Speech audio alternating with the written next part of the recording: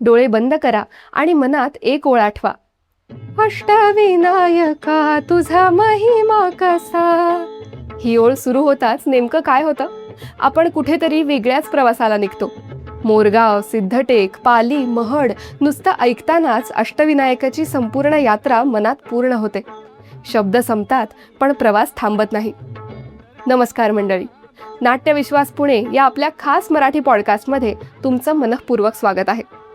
आज मी तुम्हाला एक प्रश्न विचारते. ज्या कवीने संपूर्ण महाराष्ट्राला अष्टविनायक दर्शन घडवलं, ते कवी स्वतः अष्टविनायक यात्रेला गेले होते का? उत्तर ऐकून तुम्हालाही शॉक बसेल. नाही. हो, हे ऐकायला थोडं विचित्र वाटेल, पण अष्टविनायका तुझा महिमा कसा हे अजरामर गीत लिहिणारे कवी जगदीश खेबुडकर यांनी हे गीत लिहिताना एकाही अष्टविनायक गणपतीचं प्रत्यक्ष दर्शन घेतलेलं नव्हतं. मग साहजिकच प्रश्न पडतो, इतकं जिवंत वर्णन आलं कुठून? इतकी खोल श्रद्धा शब्दात उतरली कशी?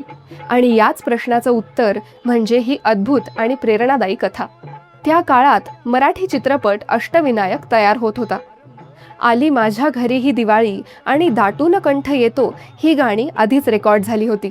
सगळं सुरळीत चाललंय असं वाटत असतानाच अचानक एक मोठा प्रश्न उभा राहिला.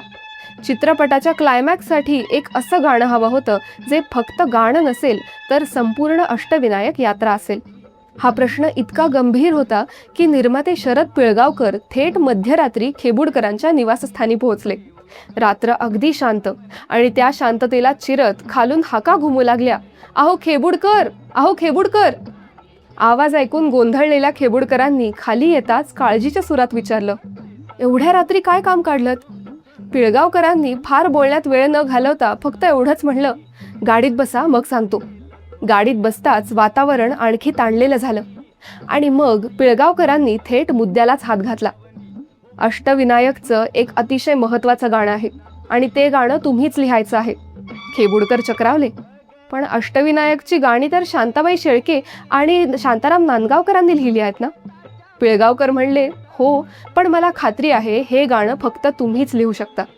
तेव्हा खेबुडकरांनी आपली खरी अडचण सांगितली. अहो, मी अष्टविनायकांपैकी एकही गणपती पाहिलेला नाहीये, मला त्यांची फारशी माहितीही नाही.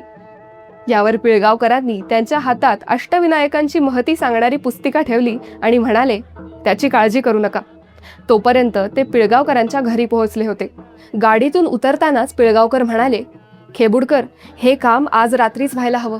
उद्या सकाळी रेकॉर्डिंग आहे आणि गाणं लोकसंगीताच्या बाजाचं करा. खेबुडकरांनी डोळे मिटले, गणपतीचं स्मरण केलं, कागदावर श्रीकार टाकला आणि लेखणी सुरू झाली. कुडी झाली देऊळ छान, काळ जात सिंहासन. ओळी वाहत गेल्या. रिद्धी सिद्धी, गजानन, भक्ती, महिमा आणि बघता बघता 8व्या गणपतीपर्यंत ते पोहोचले. विशेषतः पालीच्या बल्लाळेश्वराचं वर्णन इतकं जिवंत होतं की जणू ते मंदिर डोळ्यासमोर उभं राहत होतं. लिहिता लिहिता पहाट झाली, पण गाणं पूर्ण झालं होतं. आणि हेच गाणं इतकं जबरदस्त, इतकं प्रभावी ठरलं की ते पुढे चित्रपटाचा क्लायमॅक्स बनलं. पडद्यावर ते वाजलं आणि प्रेक्षक थक्क झाले. अष्टविनायक हा चित्रपट प्रचंड गाजला, सुपरहिट झाला आणि अखेर त्याचा रौप्य महोत्सव साजरा झाला.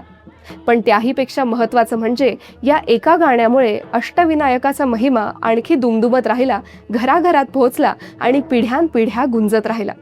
ही कथा आपल्याला एक महत्त्वाची गोष्ट शिकवते. देव डोळ्यांना दिसतो, पण तो आधी मनात उतरतो. श्रद्धा खरी असेल तर अंतर, अडचणी, परिस्थिती काहीच अडथळा ठरत नाही.